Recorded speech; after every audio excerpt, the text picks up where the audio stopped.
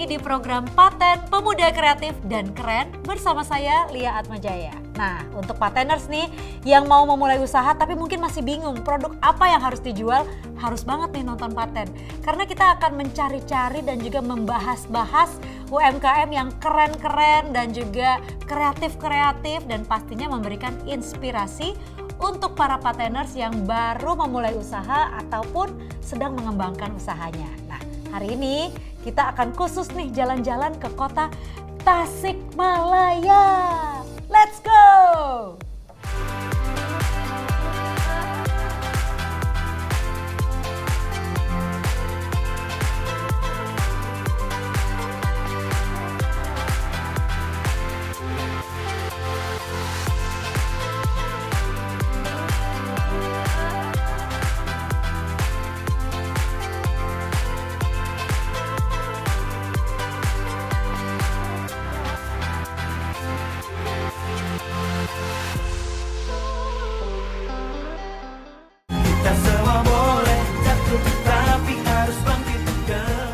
UMKM pertama yang akan kita bahas adalah Kelom Gelis. Jadi mereka ini memproduksi sandal yang terbuat dari bahan baku kayu mahoni.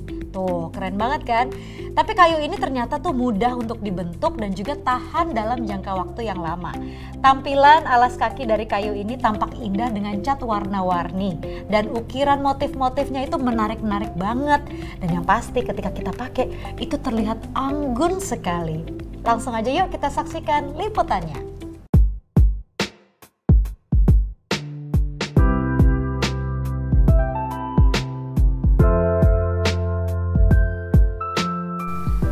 Kelom Gelis Tasikmalaya merupakan salah satu produk atau kerajinan Tasikmalaya yang umumnya terbuat dari kayu mahoni pilihan, karena kami hanya menggunakan kayu mahoni itu terlebihnya memiliki kelebihan keawetan yang lebih lama. Untuk di bagian seratnya bisa diaplikasikan kalau misalkan untuk kayu natural lebih terlihat seratnya kalau menggunakan kayu mahoni, dan tentunya kayu mahoni itu memiliki keawetan yang lebih lama.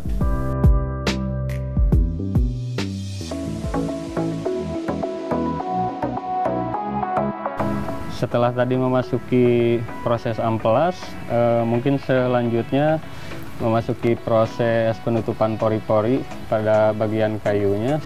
Nah, prosesnya seperti ini. Sampai halus pada kayunya, dan selanjutnya setelah proses seperti ini mungkin pengecatan pada warna, baik itu warna sesuai dengan pilihan, ada yang kayu natural, terus kayu warna coklat, kayu warna merah, sesuai permintaan konsumen. Proses pembuatan kayu biasanya untuk proses pertama pengeringan pada kayu itu sekitar 4-6 hari sampai kayunya benar-benar kering. Dan kalau untuk sampai finishing proses pemasangan upper pada kayu itu hampir sekitar 10 harian kurang lebih. Yang mau pesan bisa langsung mampir ke Instagram @kelomgelisdianaros.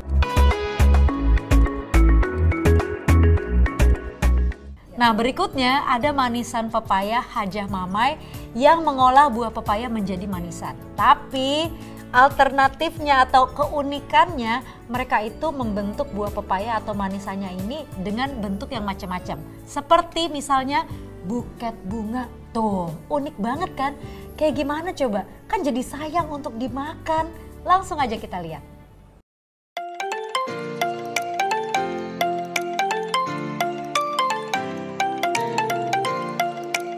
Jadi manisan pepaya ini awalnya terinspirasi dari hiasan bunga dari nasi kuning atau tumpeng. Ide yang diambilnya itu adalah proses pengukirannya lalu diinovasikan, diaplikasikan pada buah pepaya sehingga menjadi produk atau olahan yang bisa dibentuk menjadi rangkaian bunga buket yang lebih menarik. Ya, jadi proses yang pertama itu adalah membuat bentuk yang panjang ini seperti ini, lonjong. Bentuk ini adalah bentuk awal untuk membuat bunga mawar. Bunga mawarnya itu seperti ini, bisa dilihat. Terus direndam di air kapur sirih selama 1 malam. Nah, untuk yang ini dalam kemasan buket, dan yang ini kemasan box. Nah, sudah sampai sini, sudah bisa dipasarkan. Kita tidak mempunyai display yang sudah ready. Karena apa? Karena prosesnya panjang, memakan waktu sekitar 5-7 hari sampai benar-benar ready. Jika kalian ingin memiliki produk dari kami, kalian bisa follow Instagram kami @manisanpapaya_tasik_haji_mamai. Berikutnya nih, berawal dari keresahan tentang polusi udara, ternyata menjadikan Orang Baik Messenger itu membuat terobosan dengan upaya mengurangi polusi melalui sektor pengiriman barang dalam kota, yaitu dengan memilih jasa kurir sepeda yang digunakan sebagai pelayanan jasa ekspedisi yang ada di wilayah Tasikmalaya. Nah, jadi beberapa jenis sepeda itu yang akan digunakan. Lalu mereka itu mengantar pesanan seperti dokumen dan juga makanan. Tapi ada juga nih jenis sepeda kargo yang bisa membawa sampai kurang lebih 100 kg barang. Wah, keren banget kan? Yuk kita lihat langsung.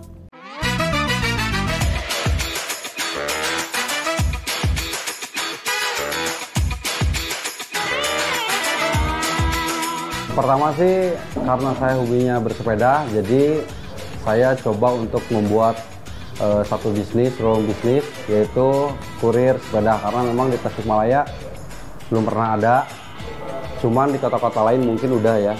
Nah, saya terinspirasi dari teman-teman yang ada di kota-kota lain dan juga ada salah satu film, makanya saya buat bisnis kurir sepeda ini di Tasikmalaya pertama pada tahun 2019. Orang Baik Messenger Service ini adalah jasa kurir berbasis sepeda. Jadi kurir pengantaran menggunakan sepeda.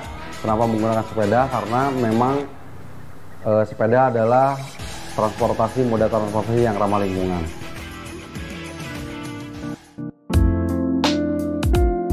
Beberapa moda transportasi dari kita, yang pertama adalah kargo bike. Kargo bike ini kapasitas besar, dari mulai minimal 5 kg sampai 150 kg. Dan ini kalau ini fiksi, ini basic banget ya buat para kurir. Ini biasanya buat pengambilan barang bobotnya hanya 3 kg.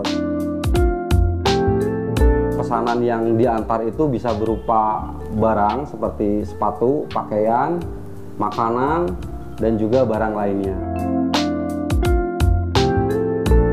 Teman-teman yang mau menggunakan jasa kurir sepeda dari Orang Baik Messenger Service, boleh ke WhatsApp ke nomor 08211 8414269. Atau mau lebih lanjut tentang kegiatan kita sehari-hari, bisa follow ke Instagramnya ke @orangbaikmessengerservice.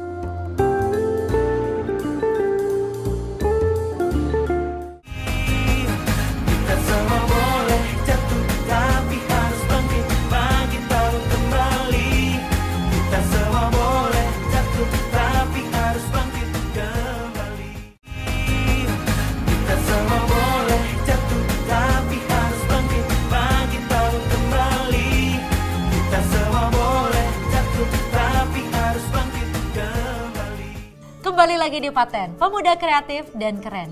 Kita langsung lihat yuk liputan berikutnya.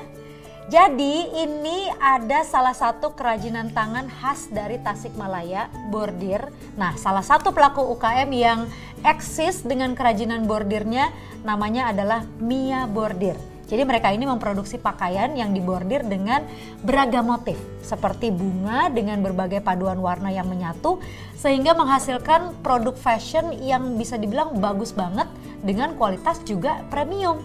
Nah, jadi mereka itu membuat teknik bordirnya sehingga produk yang dihasilkan itu sangat eksklusif. Kayak gimana ya eksklusifnya? Langsung aja kita lihat.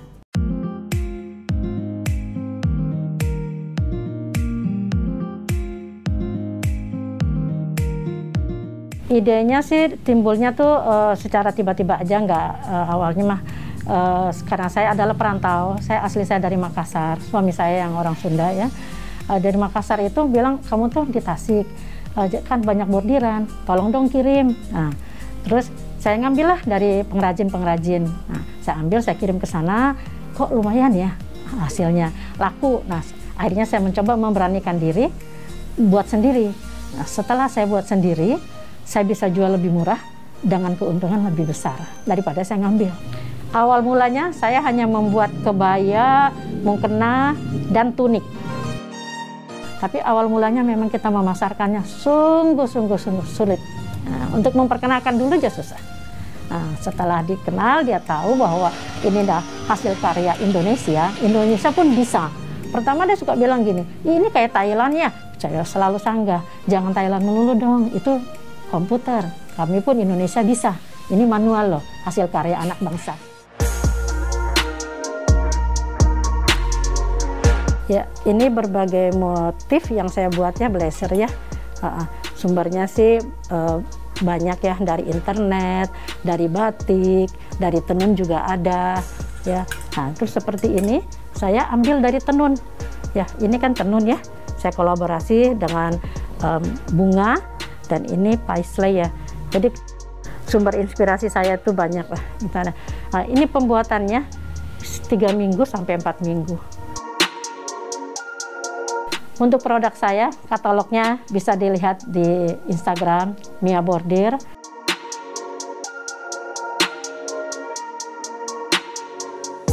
Selanjutnya masih tentang bordir nih. Ada yang namanya Means bordir. Kalau tadi mungkin lebih ke baju, kalau sekarang yang dibordir itu adanya tas. Nah, ini keren banget nih.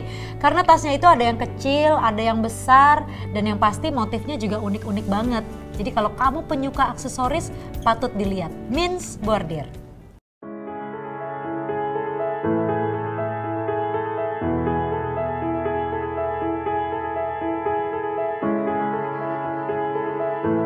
Sebenarnya usaha ini dirintis oleh orang tua saya ya untuk pertama kali di tahun 1995. Dilanjutkan oleh anak-anaknya. Sejarah awalnya dari orang tua saya jauh sebelum online seperti sekarang ini ya. Jadi dulu itu dari pintu ke pintu ya istilahnya, dari toko ke toko. Jadi orang tua saya mendatangi toko-toko, menawarkan produk itu ke kota.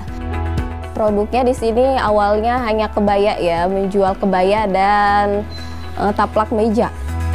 Seiring berjalannya waktu kita mencoba ada dompet bordir, tas bordir, dan juga produk-produk bordir lainnya ya, semacam souvenir. Kalau ada yang mau buat boleh dipesankan, itu motifnya apa aja bebas. Bahan tasnya kita kebanyakan dari bahan kain karini atau semi satin.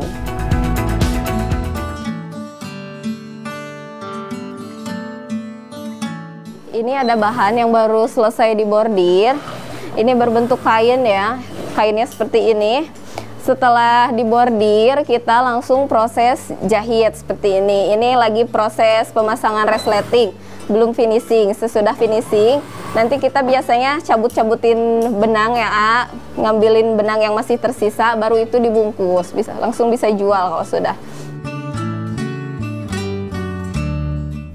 Untuk teman-teman yang mau datang ke Galeri Means Bordir boleh sekali ya, langsung saja. Atau bisa kunjungi juga Instagramnya.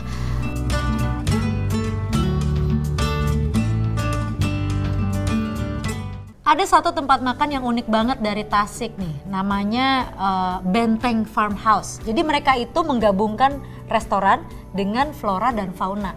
Jadi kalau misalnya kamu datang ke sana, kamu juga bisa melihat ternak kambing dan domba serta tanaman hidroponik. Wah, seru banget nih kayaknya ya kalau sambil mengajak anggota keluarga ya kan. Karena selain menikmati tanaman, kamu juga bisa melihat proses pemberian makan hewan ternak lalu juga bisa sambil melihat belajar bercocok tanam hidroponik itu seperti apa sih. Nah, jadi konsep ini bisa menjadi daya tarik bagi pengunjung untuk makan sekaligus juga mengedukasi anak-anak tentang bercocok tanam dan juga binatang. Keren banget kan idenya?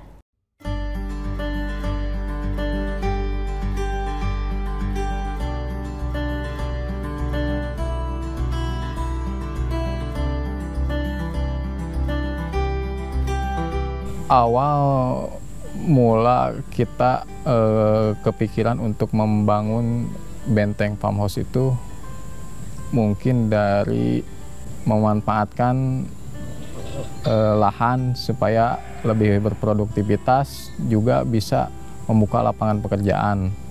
Tadinya kita itu cuma berkebun biasa, karena ada inspirasi yang lain, tambah ada kulinernya juga, ada peternakannya juga, ada tempat rekreasi buat anaknya juga.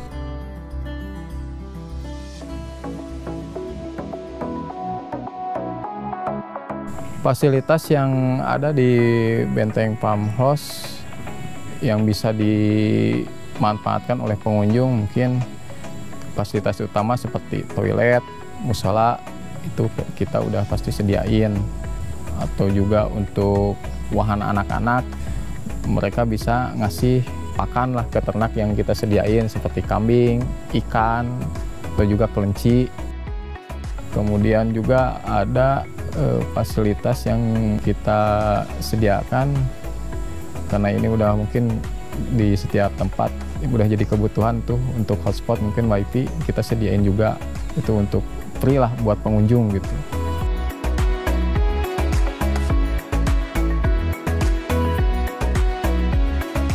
Ingin mengetahui tentang keberadaan kami serta keadaan kami, bisa dilihat di IG Benteng Farmhouse.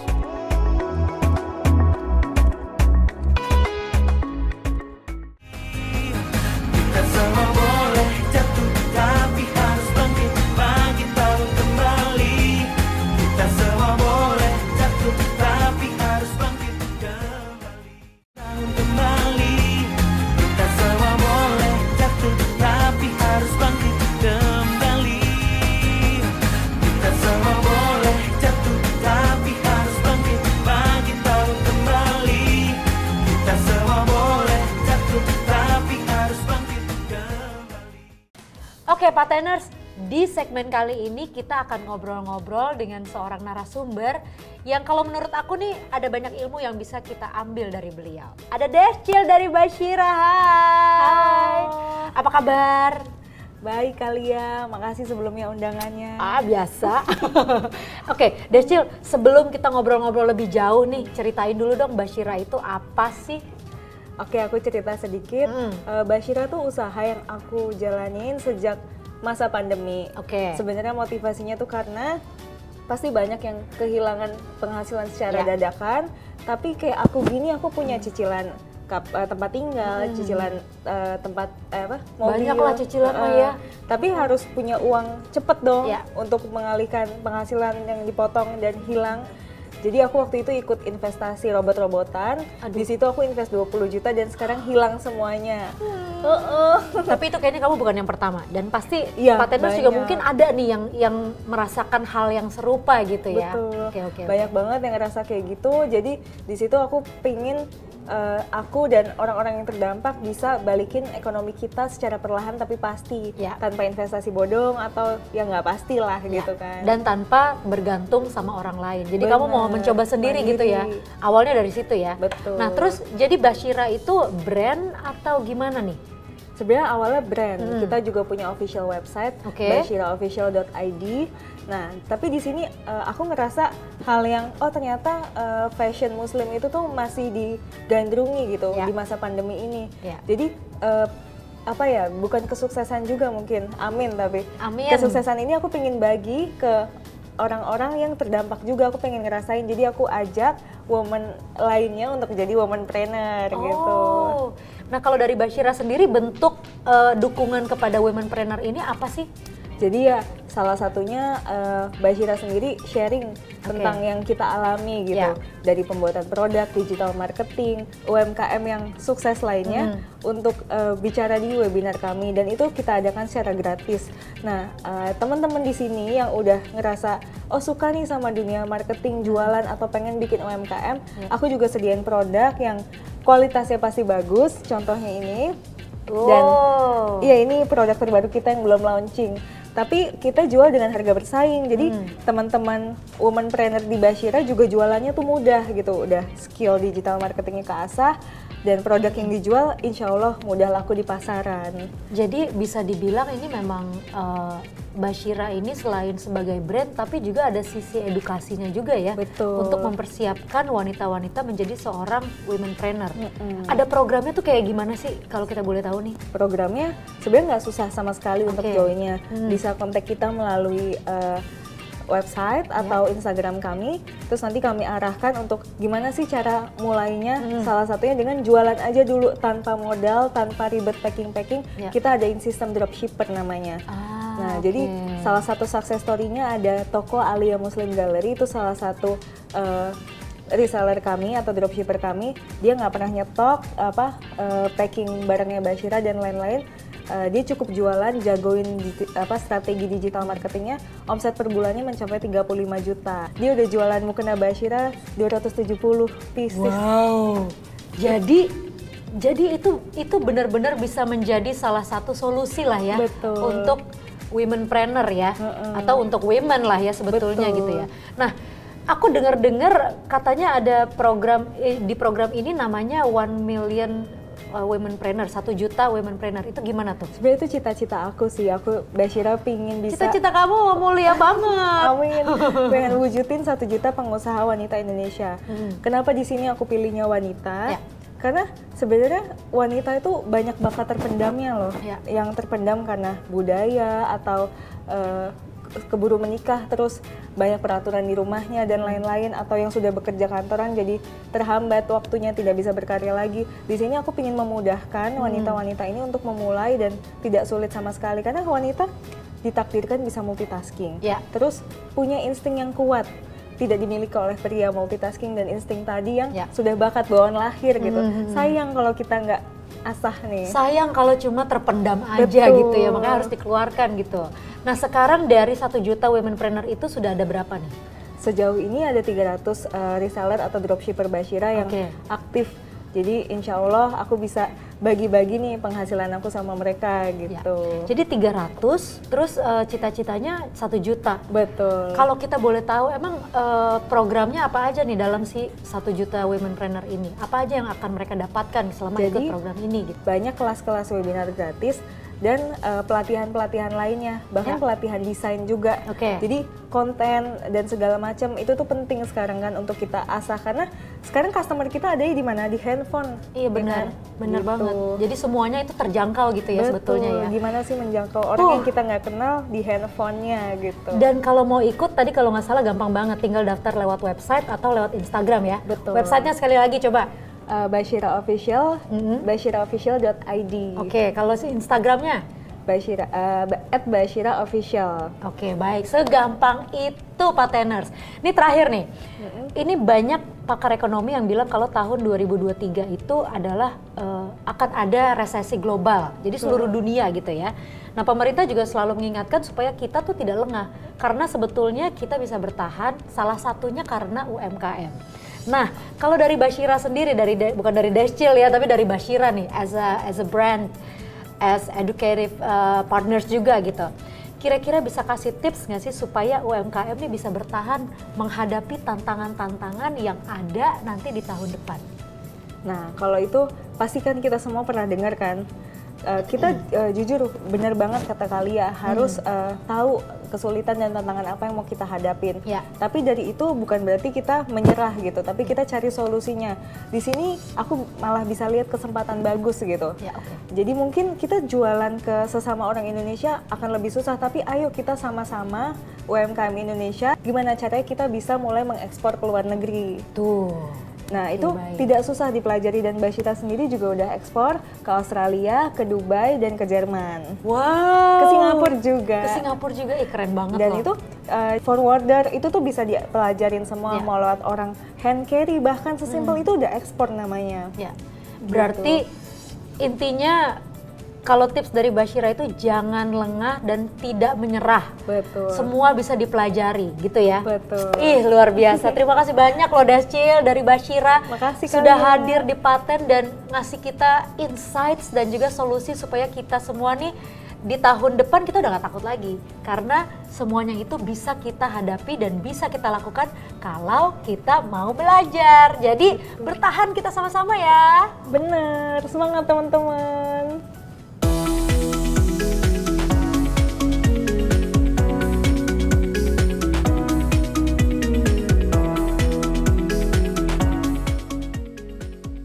Halo Pateners, pasti di sini banyak yang kayak aku udah ngerasa berhemat banget, tapi tetap ngerasa kekurangan uang. Satu-satunya solusi adalah menambah pemasukan, yaitu dengan cara yuk jadi pengusaha Basyirah, daftar di official website kami.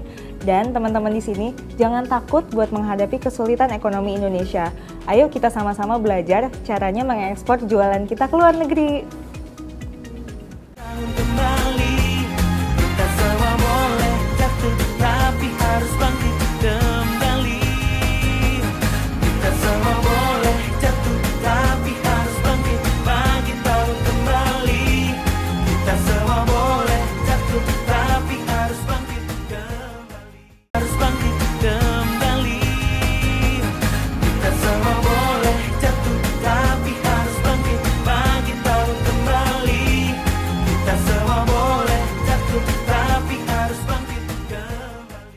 Pateners, sekarang kita masuk ke segmen Bangga Produk Keren Indonesia. Jadi aku akan memberikan informasi beberapa produk lokal yang pastinya tuh idenya tuh keren-keren. Kita lihat langsung ya. Baik, yang pertama ini ada namanya Art Dias Gallery. Jadi mereka itu membuat produk dengan berbahan dasar mebel yang dikreasikan oleh UMKM si Art Dias Gallery ini menjadi velg bekas pakai. Wah, ini sih kreatif banget. Langsung aja kita lihat. Art Dias Gallery ini sendiri untuk produknya adalah basicnya recycle atau daur ulang. Kita coba mengangkat barang limbah itu menjadi yang lebih bernilai harganya seperti itu. Pemanfaatan limbah tidak hanya jam dinding ya, ada beberapa lampu dinding yang memanfaatkan kaleng atau lampu mobil itu kita manfaatkan. Kita fokusnya ke kayu itu ditaruh tanah, kemudian ditinggal berapa minggu gitu, 1 bulan atau 1,5 bulan, dia akan rayap, itu akan makan. Tapi dia punya kayak ukiran tertentu gitu, jadi lebih bagus, lebih natural. Tiap jam tuh punya desain beda karena kita tergantung profil kayunya seperti itu, nggak bisa sama. Jam velg ini untuk konsep mungkin kafe atau rumah industrial seperti itu. Nah, selanjutnya nih ada yang namanya Barkisius. Jadi mereka itu merupakan UMKM yang memanfaatkan limbah karung goni. Tapi dibikin apa ya limbah karung goni? Langsung aja kalau begitu kita lihat liputannya. Saya memproduksi sepatu dari limbah karung goni. Melihat karung-karung goni yang tidak terpakai, saya mempunyai ide kenapa tidak dimanfaatkan saja limbah-limbah karung goni dari tiap pasar-pasar untuk dibikin dan untuk mengurangi dampak lingkungan. Terciptalah sepatu karung goni ini.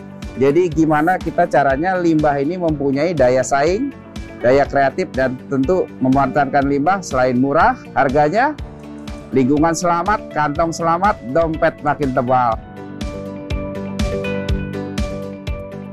Sukses buat UMKM, Barku, Sus, tetap di hati. Sesuatu yang dekoratif apalagi bisa ditaruh di rumah itu kayaknya selalu memberikan inspirasi. Ini juga nih yang dibawa oleh Bastanta Metal Art. Nah, penasaran kan kayak apa? Langsung aja kita lihat. UMKM yang bergerak di bidang kerajinan. Kita membuat hiasan dinding untuk ditempatkan di dinding sebagai pemanis ruangan. Kerajinan ini terbuat dari material besi, kita bentuk dengan berbagai macam bentuk, dan mayoritas yang kita kerjakan adalah bentuk floral. Kita fokus di hiasan dinding, beberapa juga ada lighting, lampu ya, tabletop ya. Jadi keunggulan produk kita ini memanfaatkan, mengeksplorasi dinding. Nah, yang berikutnya nih ada kerajinan rotan merah lupu. Tahu dong rotan merah atau lupu? Jadi mereka sekarang membuat tas yang berbahan eceng gondok dan juga kain sasirangan khas dari hulu Sungai Utara, Kalimantan Selatan. Penasaran ya?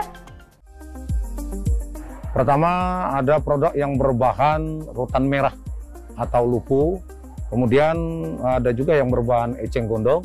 Ada dari purun, dan yang satunya lagi adalah dari ini kain yang sasirangan yang pewarna alami dan juga dikombinasi dengan eco-print. Dan kualitas produk rotan merah atau lupu ini sangat awet. Ini bisa sampai puluhan tahun. Nah, ada lagi beberapa produk lain. Nah, ini dari bahan eceng gondok. Nah, yang satu lagi ini dari bahan kain ya, kain yang sasirangan. Kalau ini sasirangan dengan sudah motifnya dengan sama ini border, ya ini pewarnanya alami, tidak menggunakan pewarna kimia. Nah, yang berikutnya ada Valerie Crochet. Jadi UMKM ini membuat amigurumi yang artinya adalah sebuah karya seni merajut atau seni boneka rajut yang biasanya tuh dibentuk menjadi beragam karakter. Wah, ini sih kayaknya cocok nih untuk dijadikan hiasan nih ya, ataupun mungkin mainan anak. Valerie Crochet Baby itu dasarnya dulunya itu tentang bayi. Awalnya tuh saya bikin produknya itu adalah sepatu bayi. Waktu itu saya pengen sesuatu yang lucu. Nah, saya akhirnya keluar ide, wah bisa nih lucu dengan sesuatu dari sepatu bayi. Akhirnya mulai dari sepatu bayi, mulai berkembang ke topi, mantel, dan akhirnya kita bikin boneka. Dan ternyata pada saat bikin boneka, penerimaan customer itu luar biasa banget. Karakternya itu macam-macam ya, mulai dari animals, terus habis itu profesi seperti dokter, astronot, boneka-boneka idol. Kembali, kita semua boleh jatuh, tapi harus bangkit kembali. Kita semua boleh jatuh, tapi harus bangkit tahun kembali. Kita semua boleh jatuh, tapi harus bangkit.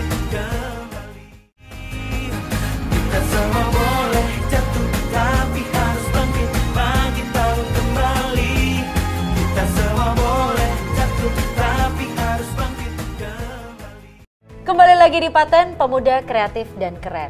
Kita sebagai pelaku UMKM harus selalu punya ide-ide baru dan harus selalu punya inovasi-inovasi yang tidak boleh berhenti. Nah, kali ini kita akan masuk nih ke segmen Dunia dalam Inspirasi.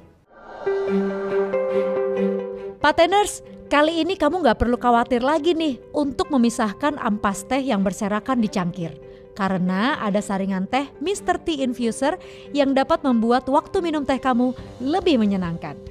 Features high quality materialnya terbuat dari bahan silikon yang lembut dan aman. Infuser ini juga sangat mudah untuk dibersihkan. Packagingnya juga unik banget loh. Jadi Mr. Tea Infuser ini akan duduk santai bertengger di cangkir teh kamu.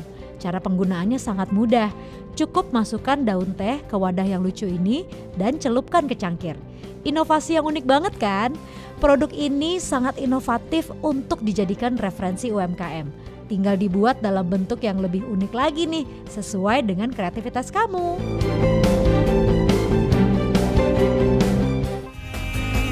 Kita semua boleh jatuh, tapi harus bangkit tahun kembali. Kita semua boleh jatuh, tapi harus bangkit kembali. Hai, kembali lagi bersama saya Miss Cetal. Cental, centil, digital. Seperti biasa kalau Miss Cetal sudah hadir, berarti Miss Cetal akan membawakan news-news yang berhubungan dengan digital. Siap nggak? Yuk kita lihat. Kembali, Kita semua boleh jatuh tapi harus bangkit kembali. Nah, untuk berita yang pertama ini kita tahu ya bahwa yang namanya digitalisasi itu sudah merambah ke semua sektor, termasuk juga ke teman-teman kita pelaku UMKM. Nggak tanggung-tanggung, itu teman-teman kita yang namanya penggiat UMKM kan banyak, termasuk juga teman-teman yang memiliki keterbatasan fisik atau difabel. Ternyata sekarang itu keren-keren banget, bisa mengembangkan kemampuan bisnisnya berkat yang namanya kemudahan penjualan. Ini dia beritanya. Pada era disrupsi teknologi saat ini, digitalisasi bisnis kian berkembang. Setiap pelakunya dituntut untuk melakukan transformasi digital. Melihat kondisi saat ini, perkembangan ekonomi digital di Indonesia makin menunjukkan hasil yang positif dengan banyaknya UMKM yang telah melakukan digitalisasi. Secara inklusif, para penggiat UMKM bahkan yang memiliki keterbatasan fisik atau difabel dapat mengembangkan usahanya secara digital serta menambah jangkauan penjualan. Tanpa terkecuali, digitalisasi UMKM melalui platform e-commerce dapat dimanfaatkan oleh siapapun. Pokoknya nih, selagi kamu bersemangat untuk berwirausaha, pasti ada jalannya deh Pateners. Nah terus nih, masih dari Tasikmalaya ada aplikasi yang keren banget, namanya Coop Access. Jadi untuk bayar-bayaran semuanya digital. Ih, Tasikmalaya hebat banget sih. Coop Access merupakan platform koperasi online terintegrasi dan ekosistem pembayaran digital yang berbasis aplikasi. Platform ini dapat mempermudah anggota koperasi untuk melakukan aktivitas perkoperasian di mana saja, kapan saja sesuai prinsip-prinsip koperasi dan melakukan berbagai aktivitas transaksi keuangan sehari-hari dengan mudah, aman, cepat, dan nyaman. Aplikasi ini juga dapat digunakan sebagai pemberdayaan UKM untuk mempromosikan produknya secara online. Kita dapat berinteraksi kepada sesama pelaku usaha. Nah, selanjutnya nih, khusus untuk para pelaku UMKM harus semuanya melakukan yang namanya endorsement. Karena itu adalah promosi yang menguntungkan semua orang. Ngomong-ngomong soal endorsement, kira-kira siapa ya yang mau endorse Miss Cetal? Endorsement atau sering disebut endorse adalah istilah yang sudah tidak asing lagi nih di dunia sosial media, apalagi Instagram. Melakukan endorsement adalah cara yang efektif dan berdampak positif. Dengan kamu melakukan endorse produk kepada selebgram, produk kamu tentunya akan dikenal lebih luas.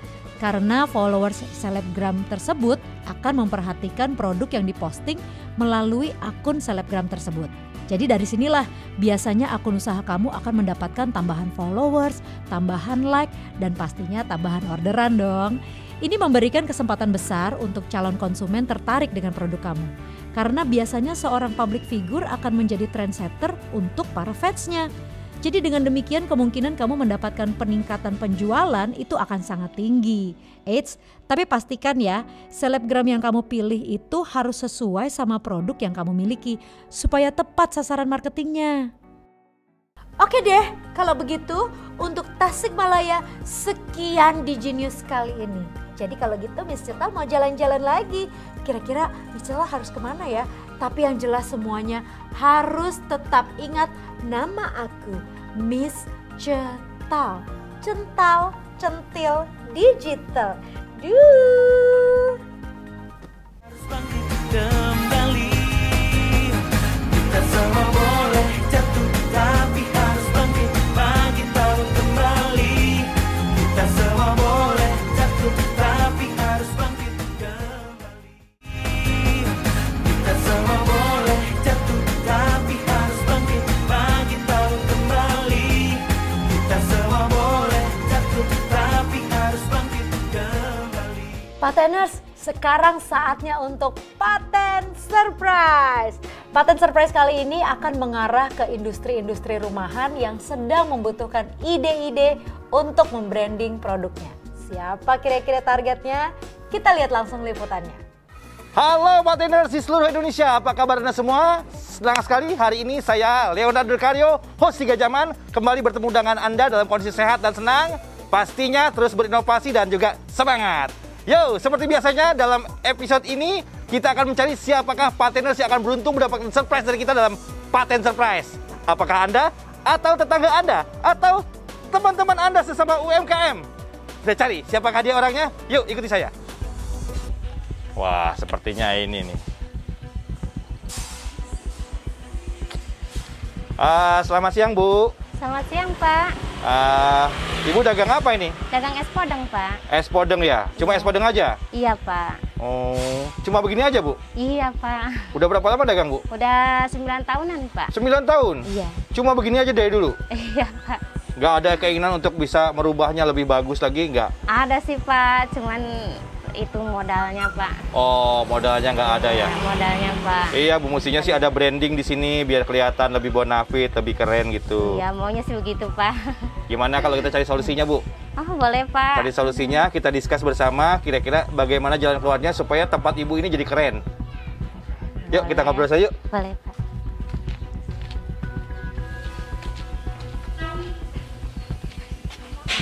Duduk, Bu. Nah, Ibu, dagang begituan sehari dapat berapa, Bu? Sehari nggak nentu, Pak.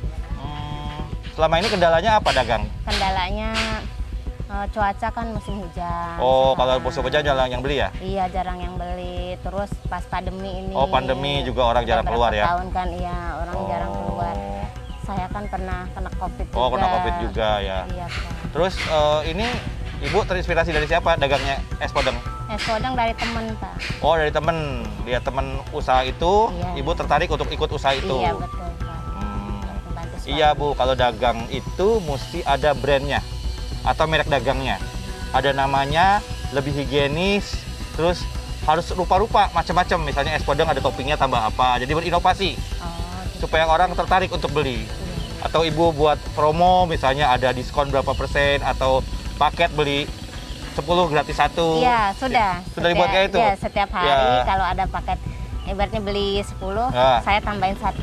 Kayak gitu-gitu bagus, Bu. Berinovasi kayak gitu. Iya, Pak. Terus Ibu mesti ada branding, dan kalau udah ada branding, udah ada nama dagang, Ibu harus daftarkan nama dagang Ibu itu ke HAKI, Bu.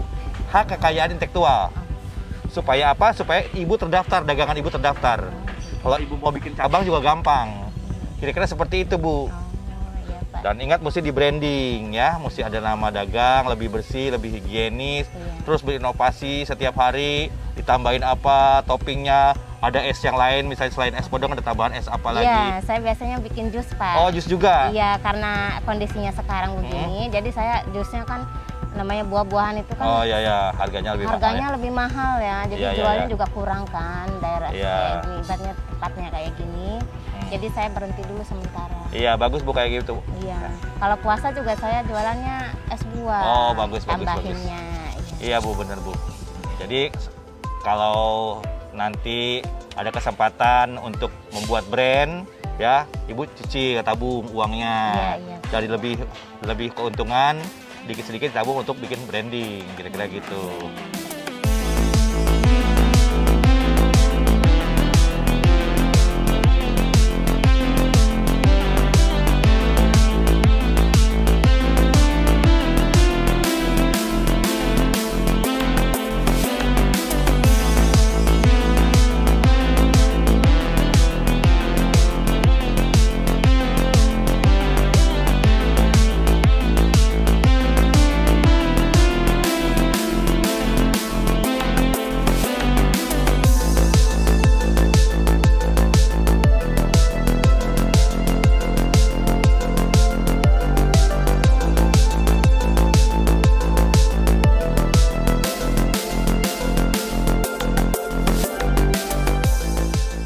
Bu, jadi sekali lagi saya ingetin nama Ibu, kalau Ibu sudah punya branding, itu sebaiknya didaftarkan ke HAKI ya Bu ya, Hak Kekayaan Intelektual ya, supaya terdaftar Bu, dagangan Ibu, ya? Iya Pak. Ya udah kita lihat dagangan Ibu yuk.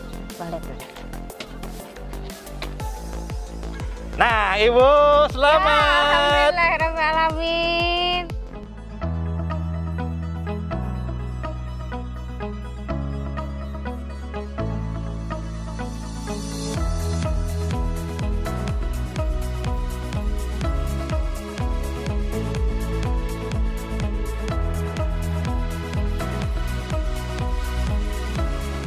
Ya, Ibu yang beruntung hari ini mendapatkan surprise dari Paten. Iya, makasih banyak ya Pak Mendapatkan ya. branding dengan nama Espodong Istimewa. Bantuan promosi UMKM hanya tayang di TVRI. Alhamdulillah, terima kasih banyak ya Pak ya. Terus berinovasi ya Bu ya? Iya Pak.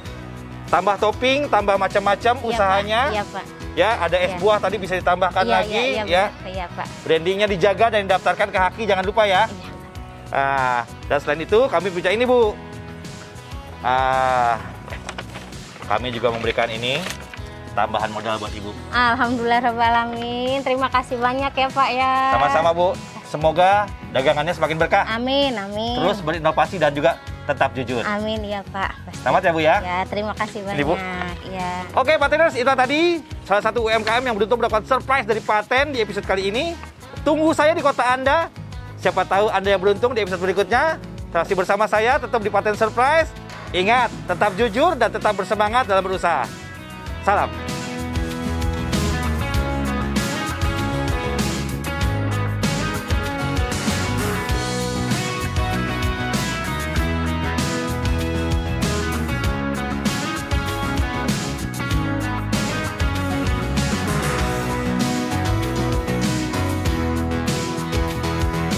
Terima kasih Paten TVRI memberikan saya modal dan branding. Sukses selalu Paten. Semua boleh jatuh, tapi harus bangkit kembali. Tidak terasa nih Pateners, kita sudah sampai di penghujung acara. Terima kasih untuk Pateners yang sudah menyaksikan UMKM yang kreatif dan juga keren dan membuat inspirasi untuk pelaku UMKM lain. Dan pastinya juga terima kasih untuk narasumber yang tadi sudah hadir dan juga memberikan solusi kepada kita semua. Sekarang jadi lebih tenang dong pastinya ya. Nah, minggu depan kita nonton Paten lagi bareng-bareng supaya inovasi dan juga inspirasinya selalu tidak berhenti. Dan yang pasti maju terus ya UMKM Indonesia. Saya Lihat Bajaya pamit, sampai ketemu minggu depan. Dadah! Kita semua boleh